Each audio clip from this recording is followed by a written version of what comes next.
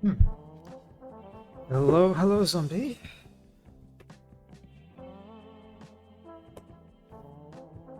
Uh, hmm.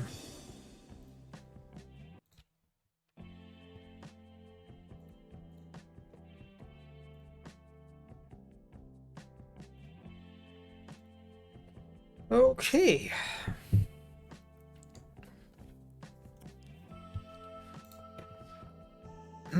Feeling strong today. uh, with this kind of emoji. Emoji. Keep keep calling them emojis. It's so embarrassing. Okay. Let me just launch the game real quickly. Didn't see the last stream. Yeah. I streamed on Saturday. Unfortunately, what? Why I decided to stream on Saturday?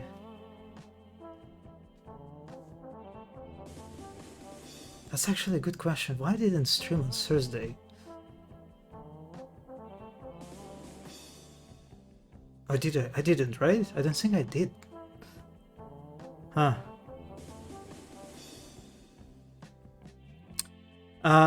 But yeah, let me show you. Let me show you a lot of stuff. Oh, if the game will launch, yeah, the game should launch. Hmm. Hmm.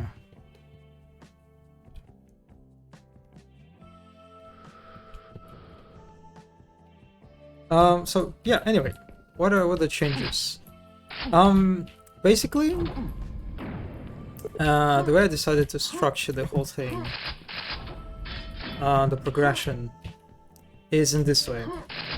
So you have this beginning, right? His tower. We exit the tower. There's a grenade launcher in front of us. Basically, what I want to do, I decided to do, is to shift the whole thing a little bit. So like the tower is faces kind of like this direction, with this ramp in a player's line of sight. So on the exit, this is our first reveal. We have the grenade launcher, we get up, kill a bunch of zombies that raise from the water, and then there is this very kind of explicit suggestion for me where the player should go, basically, pretty much. And if the player decides to take the suggestion, they basically reach their first gate. That requires a gold key. So this is basically the major progression gate. And then here, I don't really like it. Didn't see there's a ramp down here, but basically the only way when you reach the gate is pretty much this way. We live in society. So we move forward, grab some ammo. There is a shotgun. Oh wait, there's a little ambush. There's a troll. It's a unique second dimension enemy. I like him a lot. I really, when I have an opportunity to use him, I prefer to use him since. Oh, hello, Monobody. Hello. Thanks for dropping by. I'm working for a Quake map for upcoming Quake Jam that focuses on the theme of decay and rot and something along those lines. And I'm basically kind of reaching on, or like getting to the end of the first playable version. Yeah, getting to the end is pretty charitable way to say that. Pretty optimistic. Yeah, but what I like these guys is basically because they have like very binary way of attacking player. Right, they have their full HP. They shoot projectiles at you that hit really hard. But when you get them at a certain point, right, a certain point of their health, they become super aggressive. They start attacking you, just relentlessly pursuing you in melee, which is I know it always just it strikes me in a kind of like very positive way. I kind of like this. There is this kind of characterization, to this enemy that he, at certain points, or like it, I guess, it just becomes so enraged enraged that it just starts chasing after you without any sort of, consideration for tactics or whatever. So I like using them. But also just it's like a walking ball of tentacles. I guess you don't really see well, but yeah, I like it. Also, yeah, it is a bit of an ambush. Yeah, if you enter this from this pass, the super shotgun, you'll probably get ambushed, but you can get. There is a bit of a little breadcrumb that can get you to this side and allow you to actually ambush the draw if you want. Just a little setup. And here we pretty quickly get to the base area, right? We agree that there's a bunch of enforcers that sort of protect this place. You have grunts. I really love all the variations that Arcane Dimensions give you. In this case, it's the grunts with the rocket launchers, which are pretty unique. So this is the base. There are different ways to go now. We can go across like the critical pass and enter the base, or we can go around. And there's a pass that is hopefully not super obvious on the right that you can follow and get to the second weapon. That is guarded much harder compared to the super shotgun, right? The thing that kind of helps you that first this time it's not an ambush. You see the group of enemies quite ahead. You can plan and observe the environment and decide what you want to do. And the thing that I don't know how, it's probably not very intuitive for the player, but you can see there is a gap between these two guys. So what you can do, at least what I like to do, is kind of like run past them, get hit unfortunately, and kind of steal this weapon right, in front of their faces, their noses, kind of situation. Just kind of fun. And they just kill them pretty much. Didn't have enough plasma ammo for this weapon, probably. I might override it. I don't know, we'll see. What is this weapon? It's I think it's just plasma rifle, I believe. I believe it's also unique for this for the Arcane Dimension mod. So we got the plasma rifle.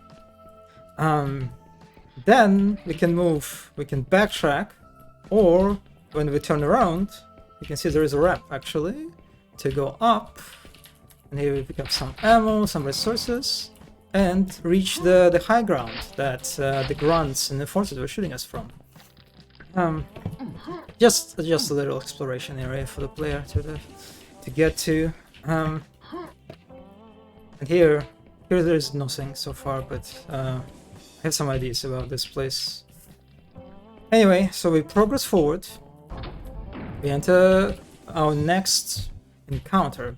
And so basically what the idea for this one is that you have this room that is separated by this gap, right? You can see, you don't really see well in the darkness that it is actually water, right? It just kind of looks like a solid floor, which I like the visual ambiguity that it can kind of add to the surprise, right? If the player decides to kind of step forward and then they suddenly fall into the water, and then there are a bunch of fishes, hungry fishes to attack you and ambush you.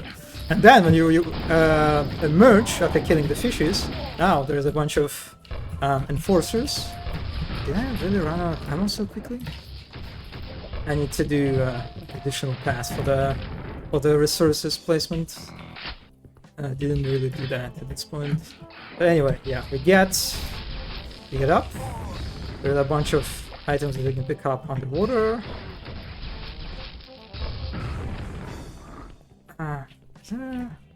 Oh, there's also armor too.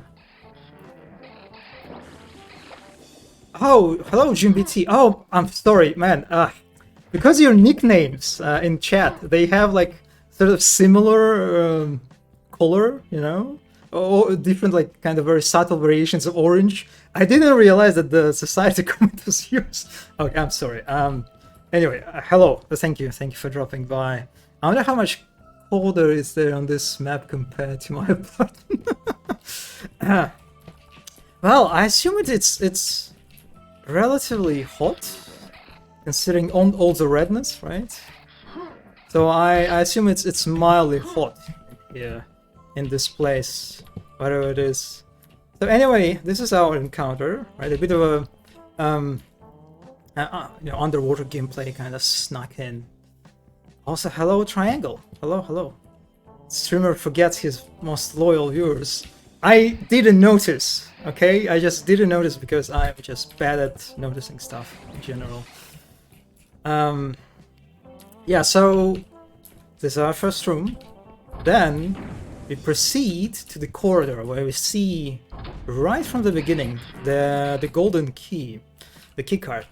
Also, you can see the grenade launcher. You're not supposed to see grenade launcher. It's kind of like a spoiler. Anyway, so there's a golden key right in front of you. A bunch of seemingly unsuspecting enemies, right?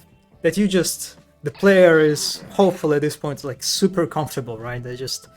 They're thinking about like how I'm going to beat the shit out of these poor unsuspecting guys.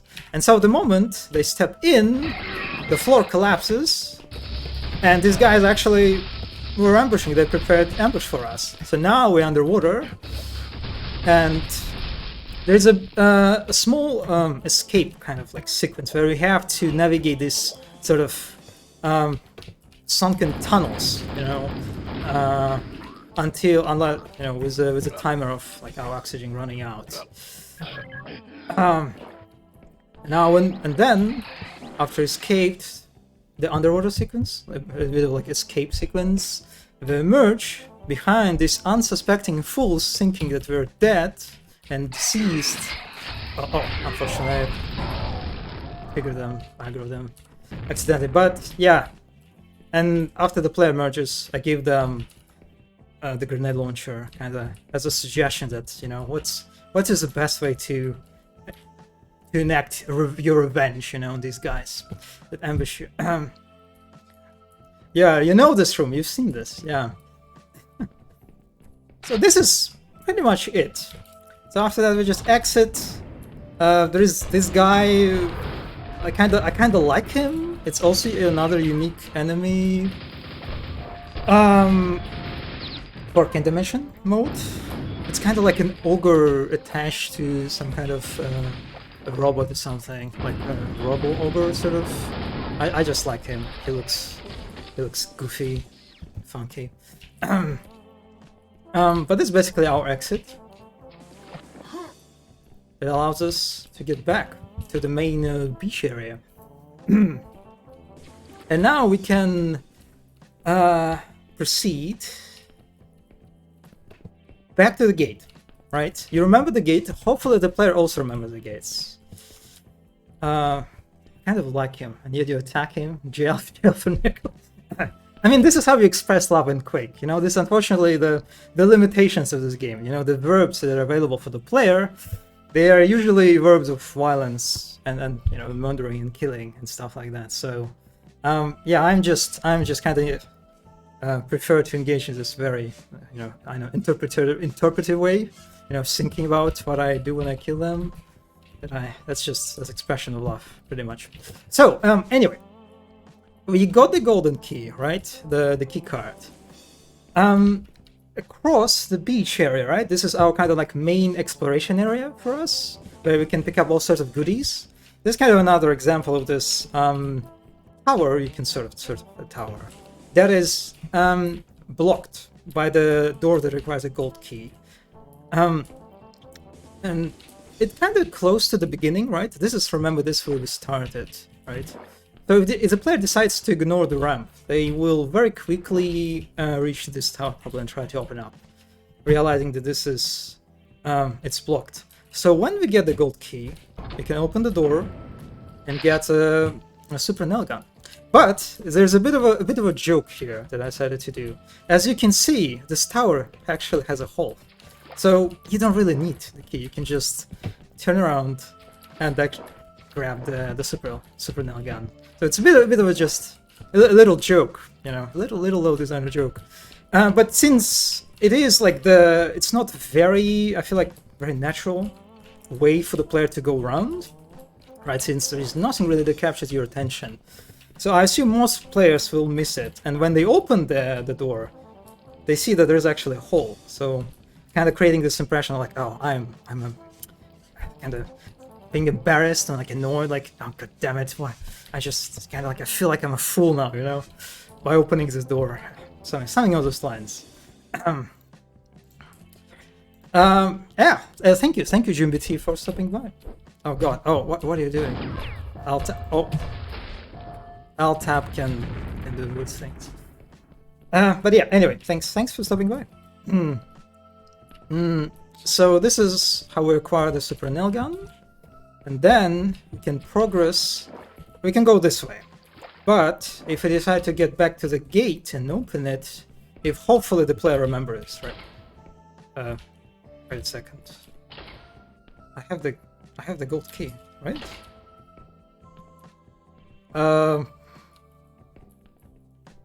Okay, this is weird. Why the door doesn't open?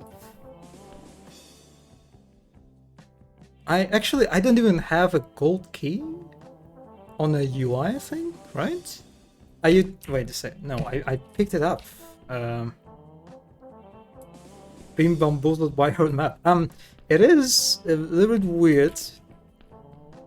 But anyway, so this is our gate. Let's pretend that I have the key, then the map functions properly. This is actually... No, it doesn't. Even with the cheats, it doesn't want me to progress. So we have this room. There are a bunch of ammo. It's relatively well lit, right? As you can see, in comparison to other areas that you traversed so far. So kind of, the idea is here to elicit this kind of like very comfy feeling, like, oh, very nice, cozy lights, you know, very, very nicely lit area. There's a lot of ammo. A bit, maybe you can get suspicious. There's going to be some kind of ambush, but still, hopefully, the initial impression of this is pretty of comfort and relief or something. But the moment you progress, lights go out, and you have this messages appearing of some kind of character that I guess trapped us here. It's supposed to be closed. Pretend it's closed. The door is supposed to be closed. So we listen to his speech, and this guy comes out behind us, and coming out of his monster closet, you know, from the ceiling. And here we have a sort of like a tense fight with this guy, which is he's also a unique enemy to Can't Dimension mod. He's called a deflector, and basically any grenade attacks, they're just useless against him. So you can only... Oh my god, I'm dying actually. He's kind of tough and sort of supposed to be... let me actually just cheat for a second, because there's a good chance I'm going to die. He's basically supposed to be a sort of a boss encounter. Yeah, it's not very common thing, right? In Quake, you have this... Yeah, I'm going... If I'll shoot him, and I'll run out of ammo. Yeah.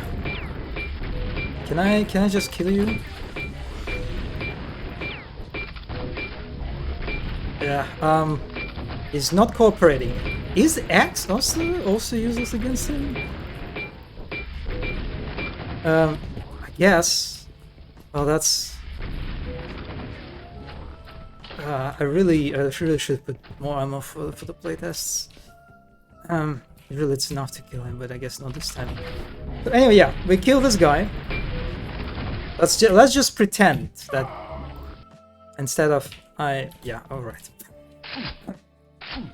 Yeah, so that was basically it. That was I just kind of I don't know. I wanted to have some like very personal encounter, you know, with an enemy that has some kind of character, that has some kind of attitude.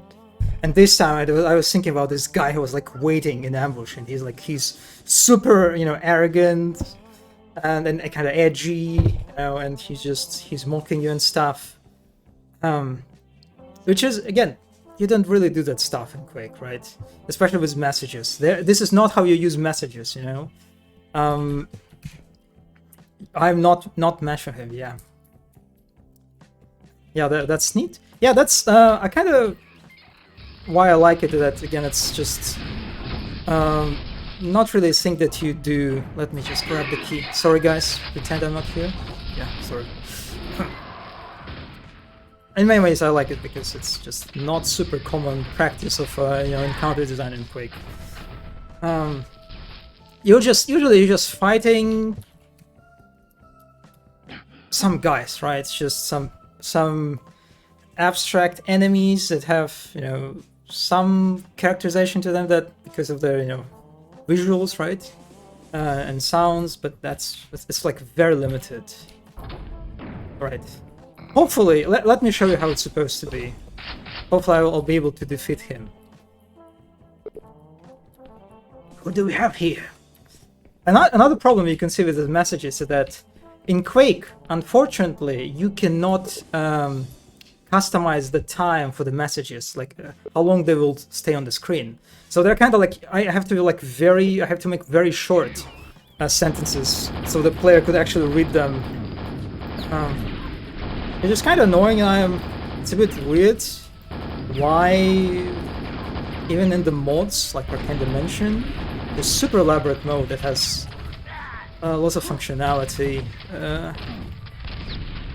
absent in vanilla Quake, they still don't have that. Another thing that I like about him, and I kind of dislike, or like lament, is that he creates this kind of like area of denial attacks with fires, right?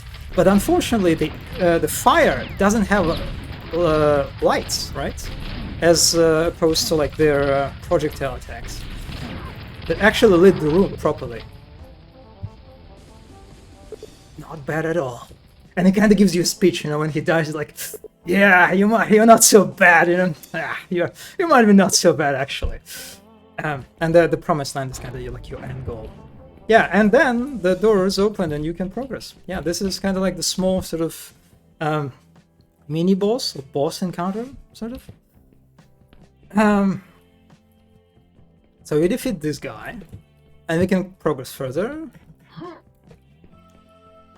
Go up, and reach our next gate that requires a silver key.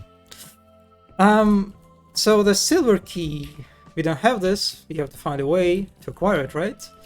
And here again, you can see I'm kind of doing the same thing with as with the previous gate. That, by the way, I don't think it's supposed to be blocked out. Yeah, there is no pass. Just pretend there is no pass. The only way for player to progress is either to go this way or get this way.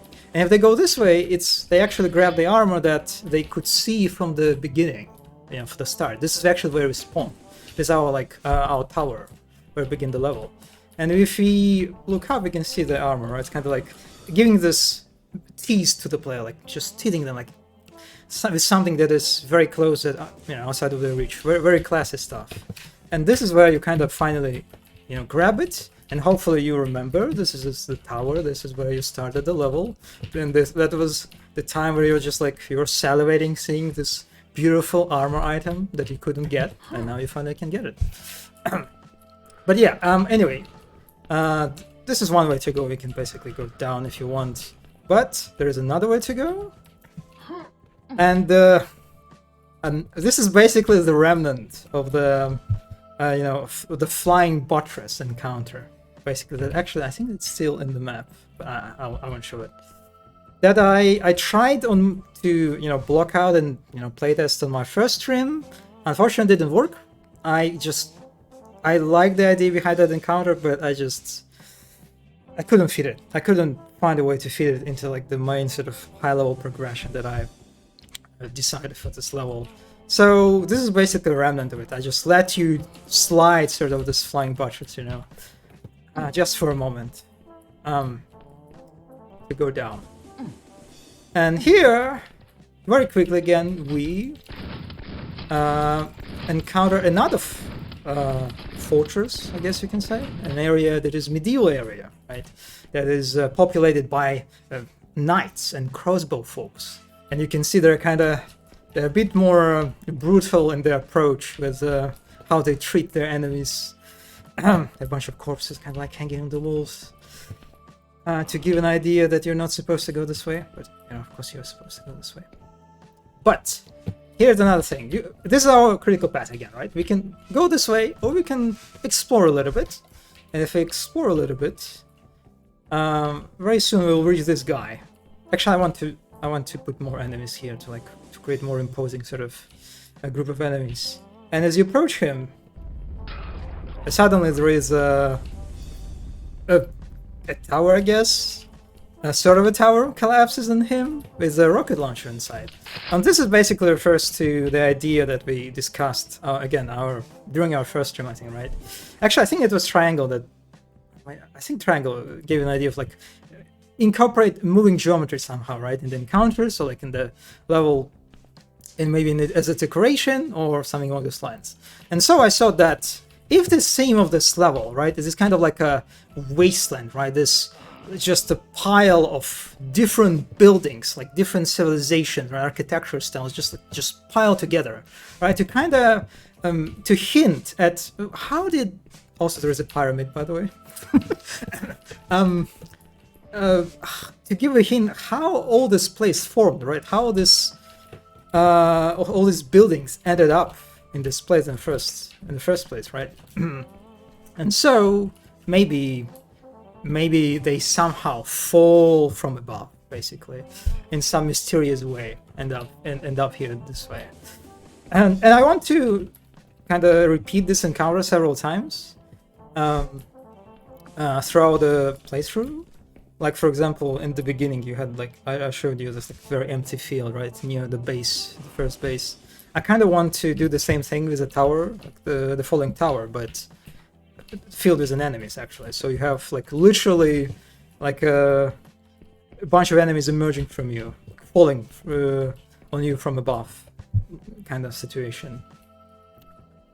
But that's like basically that's it. This is how we acquire the rocket launcher. Also, there's a pyramid that I want to put something here. I'm not really sure what I'll put something. Some goodies probably. But anyway, there's also, if you look around, there is a tower that requires a silver key. We don't have that yet. So let's just move on. Step inside. There's a guy, very poor knight, that I will remove. He just stands here because I guess I'm a bit too cruel. And as we enter, there are a bunch of crossbow guys greet us. Yeah, I don't know. Will do something different here. Maybe a bunch of knights kind of like gather around a pile of corpses, something like this. But anyway, yeah, here we have a courtyard of sorts, right, that you can explore. There's a door that says it opens from the other side. Very subtle Dark Souls reference. A bunch of items that we can pick up. Also, there's another door that requires a silver key. Mysterious. But anyway, the only way for us to progress is up. As we go up, there is a bunch of knights that ambush us with an ogre. Again, very standard sort of encounter with the forces the player to do some priority, target prioritization. Also, you can just rush it kind of if you want to get very intimate with an ogres. It is not a good idea, actually. I kind of regret this. Yeah.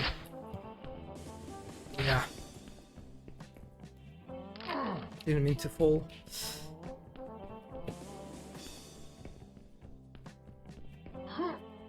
So we basically go up and up and up again to sort of, as I talked last time, to sort of highlight and stress, right, this to provide contrast to the main sort of hub exploration area, which is the beach, right, which is in its qualities, it's big and it's horizontal, right, it's flat basically environment that you just move horizontally through. And so in these kind of like isolated areas where the main gist of gameplay happens, I kind of want to provide some contrast to this. In this case, it's a more like vertical based movement and combat. Here we move between some towers, a bunch of crossbow guys to ambush us. Oh, actually, wait a second. Let's skip this.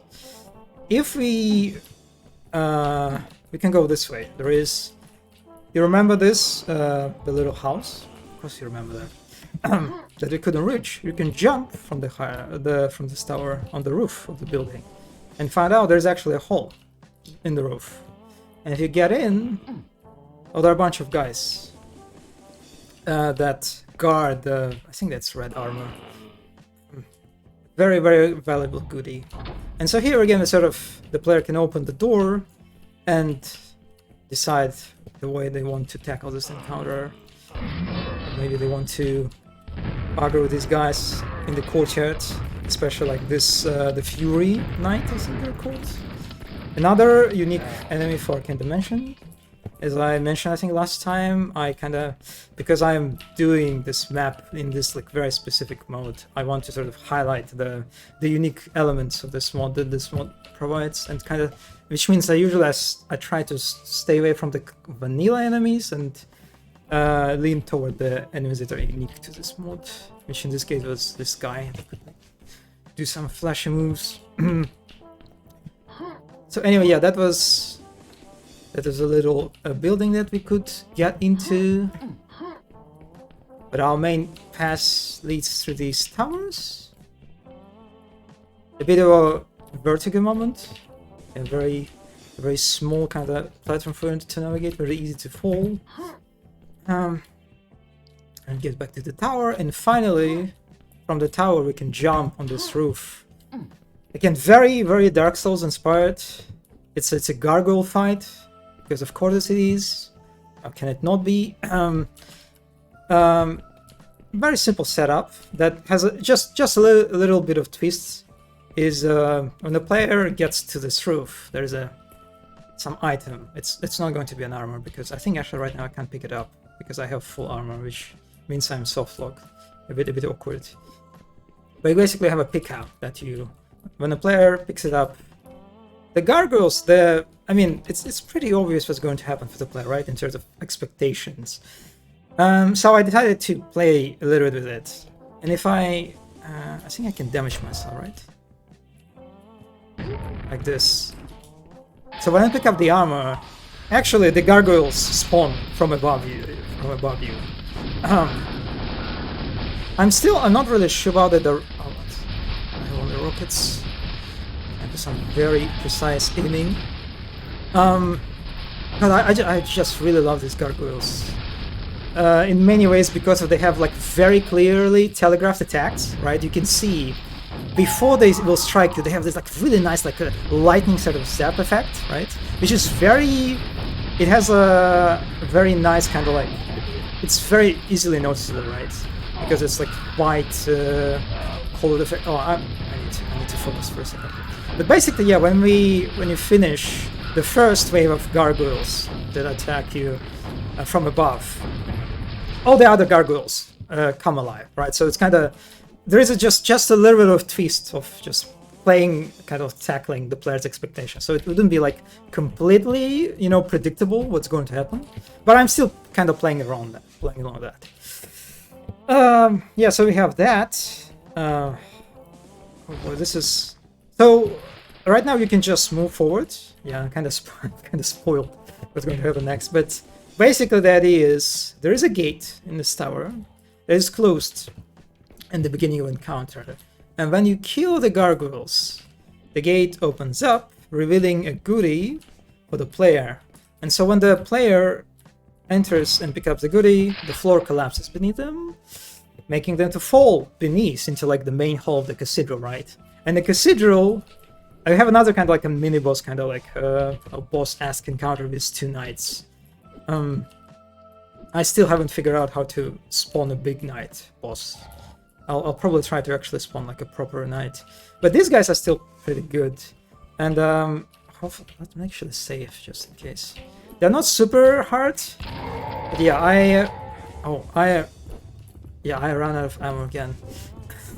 So anyway, yeah, we have a fight with these guys. Again, very, very Dark Souls-like. I kind of want to make them also be able to destroy these columns. Very, on Ornstein and Smoke sort of style. To kind of add a little bit of a challenge. So right now you can easily dodge them, you can easily run away from them. And then being able to destroy these columns like that, for example, with this attack. Um, just a little bit to the whole thing.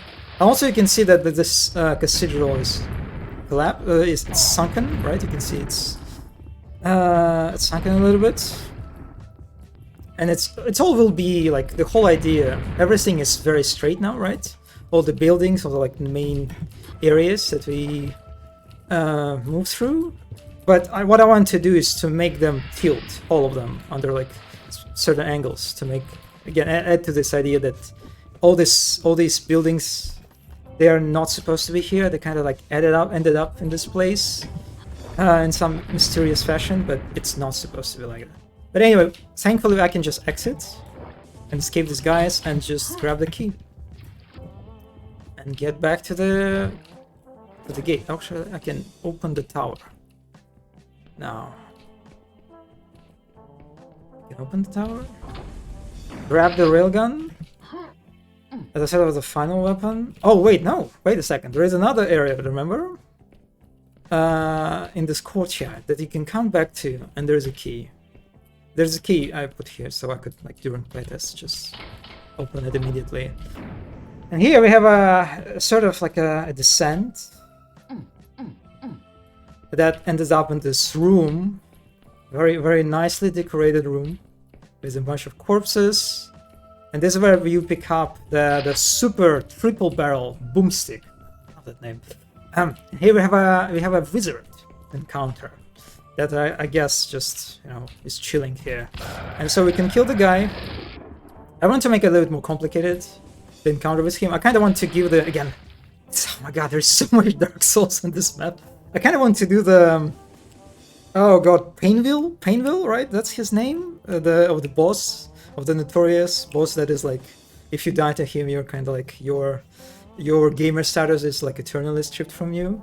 This is kind of the same thing I want to do here. There's this mysterious wizard guy that just, you know, does very shady things, you know. But he's very easy. Well, not that easy. I want to make him a little bit harder than that.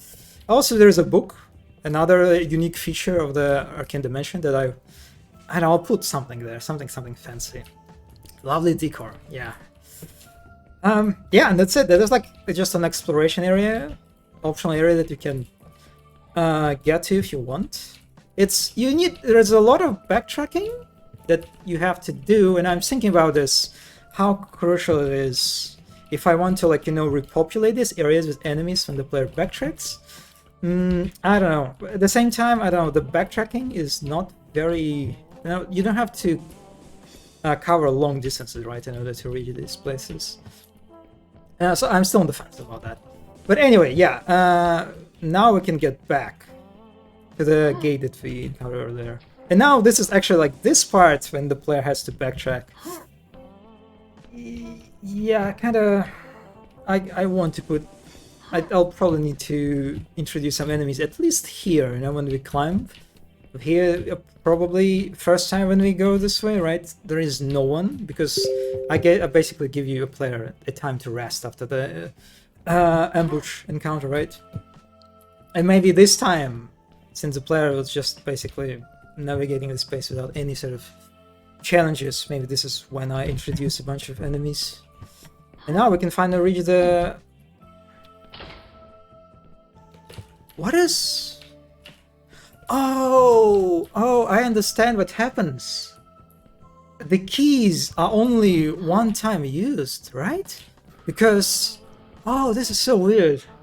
Because I activated that gate, right, with a silver key. Also, apologies for Telegram in the background. It's kind of like a...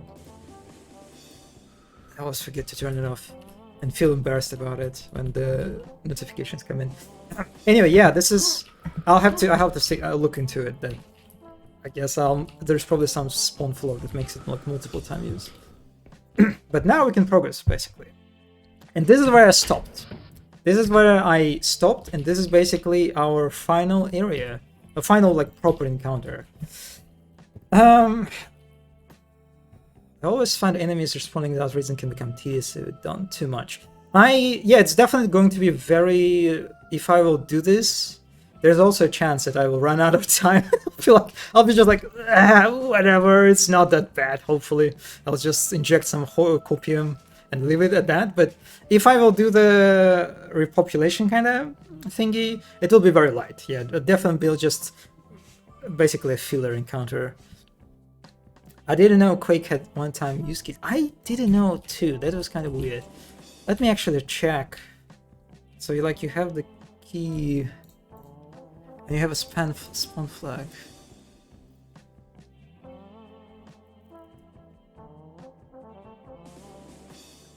Loading. I don't. Huh, no, okay, there is no spam flag that's responsible for that. Is it the door property then, I wonder?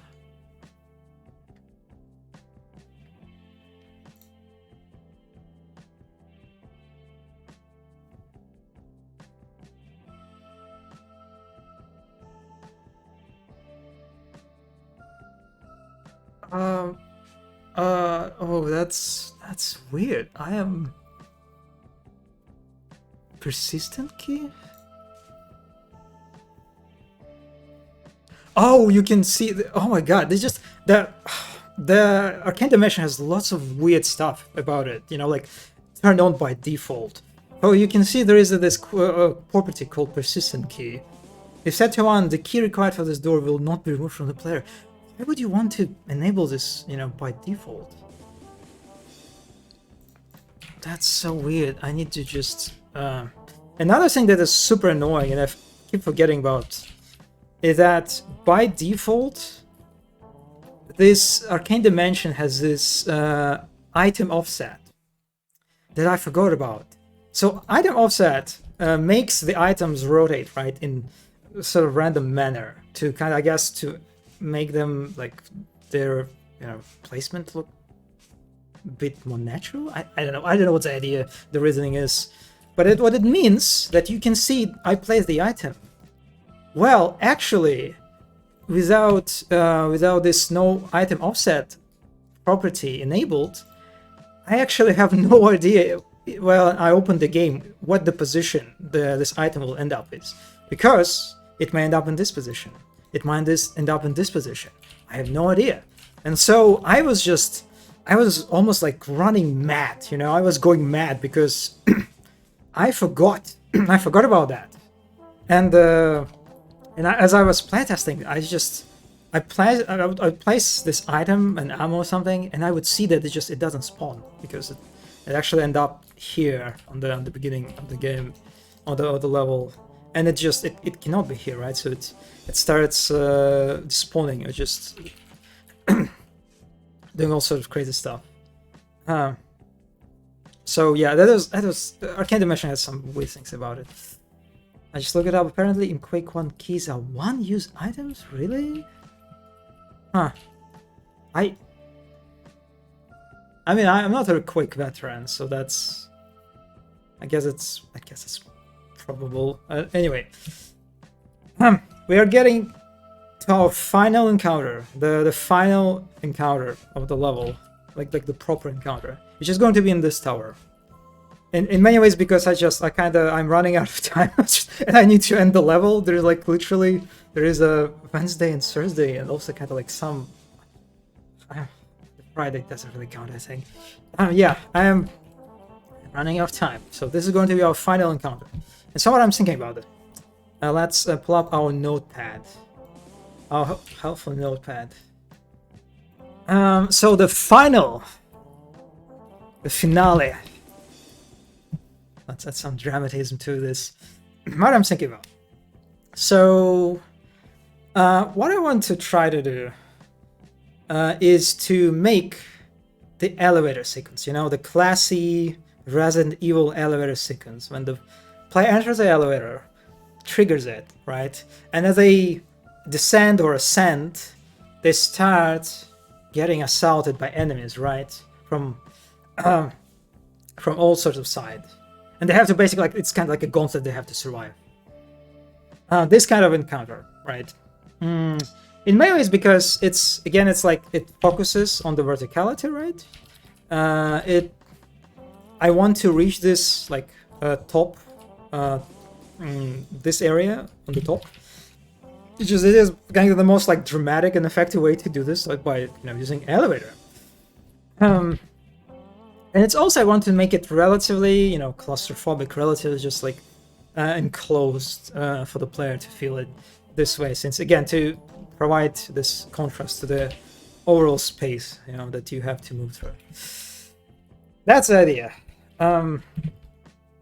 So yeah, let's actually no, let me write things down.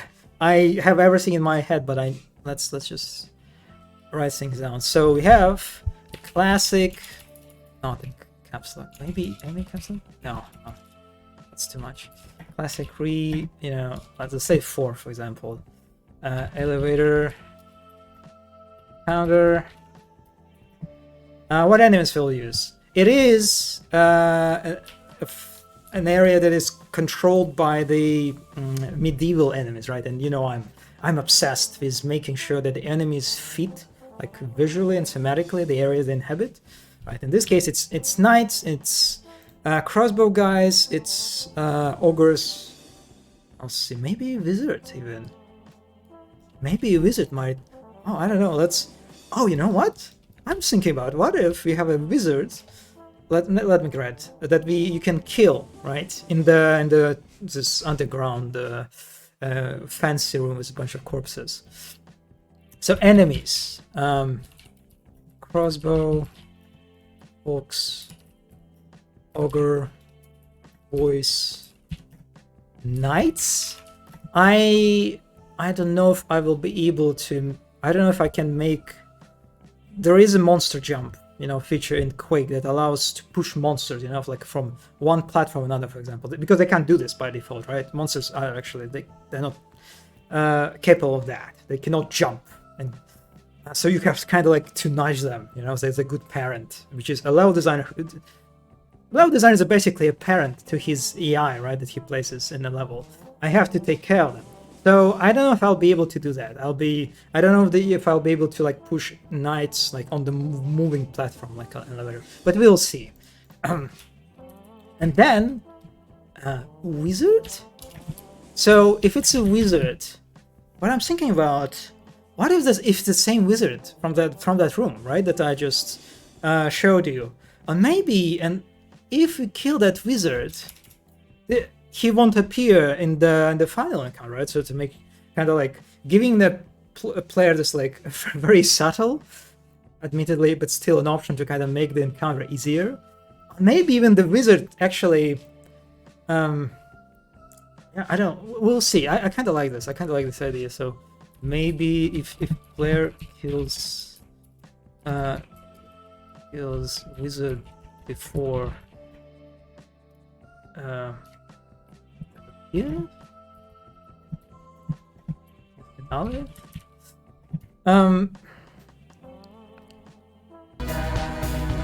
Well, oh, I don't know why I just pressed on my headphones and I activated something. I guess some of the tabs, whatever.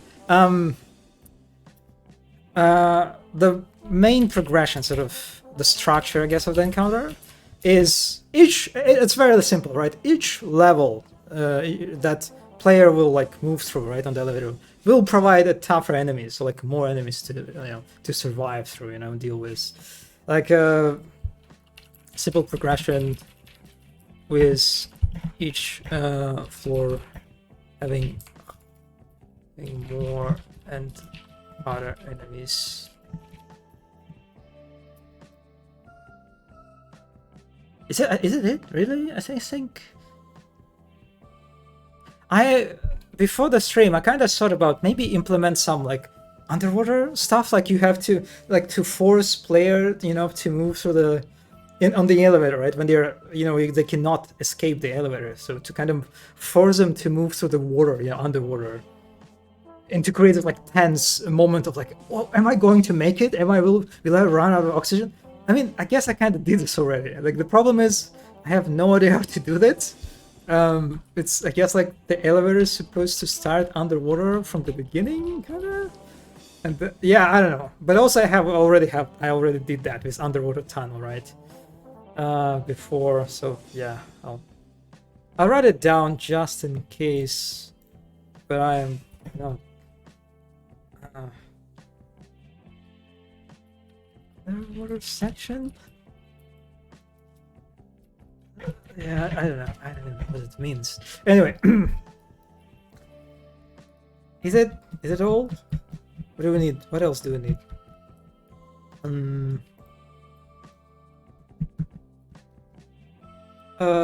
Yeah, I think that's pretty much it. I am a bit hesitant to try to do something, to add something to this, because I'm just running out of time. Anyway, so let's just start block counting.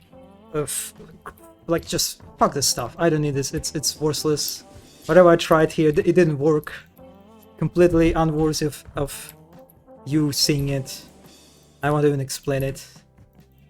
Yeah, just obliterate everything. Every cube.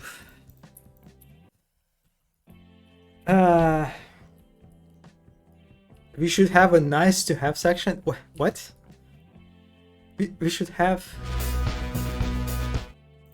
Oh, it's my Spotify. Oh yeah, okay. I guess my headphones are connected.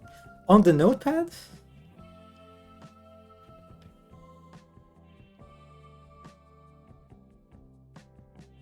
We should have a nice section on the notepad?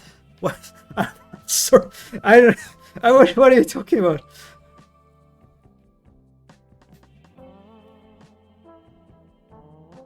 Oh, I mean, no. Okay, there is a no. Yeah. I'm sorry. I will move it down. I'm sorry. So, I just listen. English is my second language. All right. I have every moral right to just not understand simple sentences. Yeah. Anyway, let's just. What I wanted, you know what? I think I'm sick of listening to the same Lisa track and again and again and again, and I wonder if you feel the same. So let's just move through the whole. Yeah, that's a bit awkward. Hopefully this at the ads won't be super common.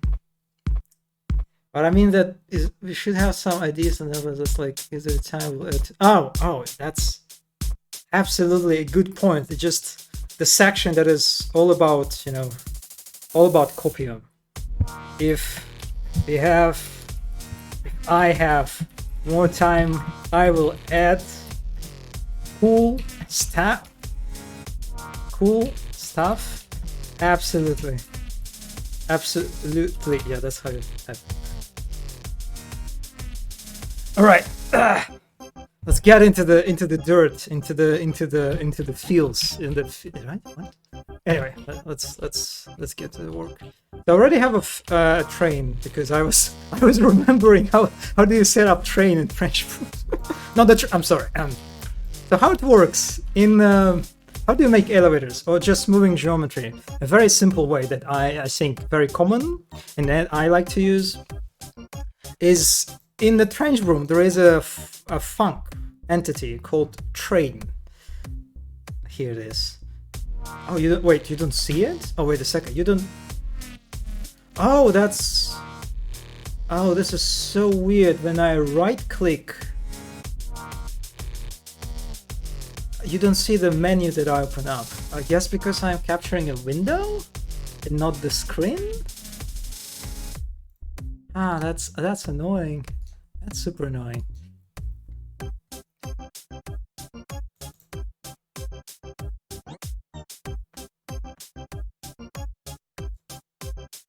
But anyway, I guess let me just show you the screen for a second.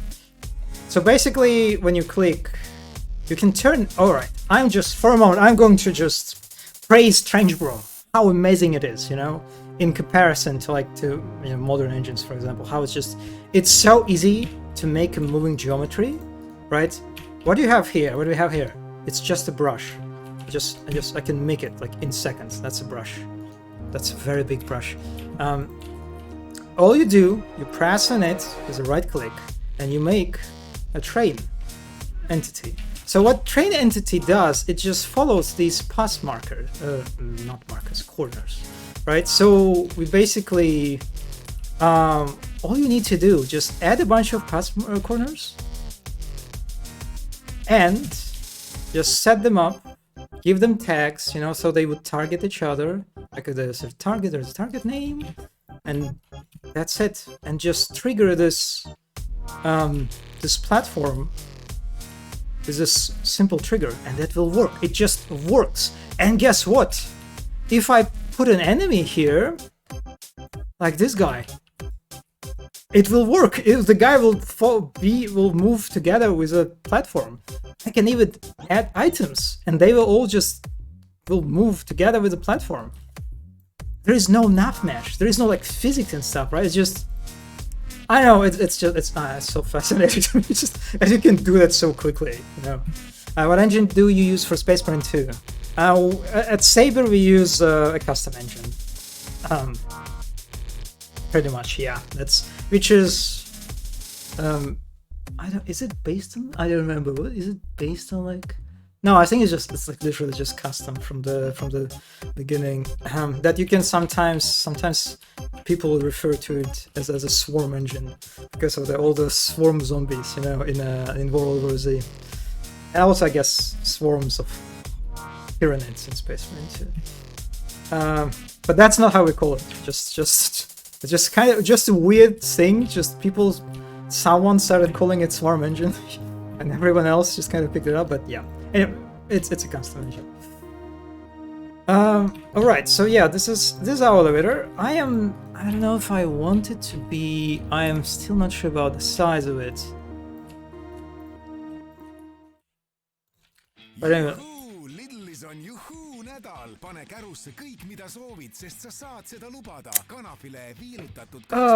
Yeah, that's a problem.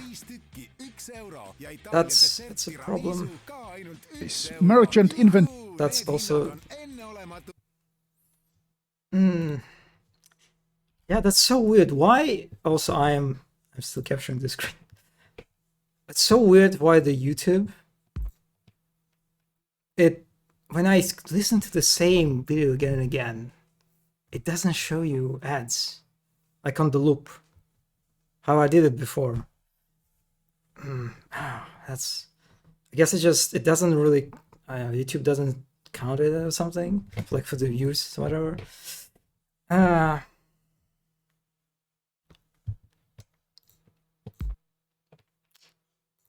Okay, there might be alternative solution. Is there like Lisa Ost on Spotify?